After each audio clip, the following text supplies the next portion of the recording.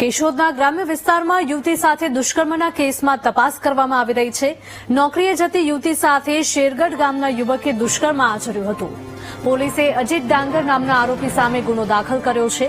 પહેલા લગ્નની લાલચ આપી, પછી ચરિત્ર ઉપર શંકા કરીને લગ્નની ના પાડી હતી।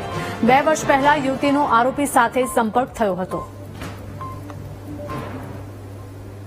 2 વર્ષ પહેલા જ્યારે ભાવનગર ખાતે લોકરક્ષકની પરીક્ષા દેવા ગયેલા ત્યારે સાથે ગયેલા તે દરમિયાન બંનેનો પરિચય થયેલો। ત્યારબાદ તેઓ એ લોકો એકબીજા સાથે મિત્રતા એ લોકો શરૂ કરેલી હતી અને ત્યારબાદ અવારનવાર તેઓને સગાઈ અને લગ્ન આપણે સાથે કરેલું છે એવી લાલચ આપી તેઓની સાથે અવારનવાર દુષ્કૃત્ય કરી અને ત્યારબાદ તેઓ આજથી 1 માસ પહેલા સગાઈની પણ વાત કરેલી અને એમના આરોપીના માતા પિતા પણ ત્યાં ભોગ બનનારને ત્યાં આવેલા અને નક્કી કરેલું અને ત્યારબાદ ફરી લગ્નની વાત કરતા તે લોકોએ ફરી જઈ અને લગ્ન કરવાની ના પાડી દીધેલી।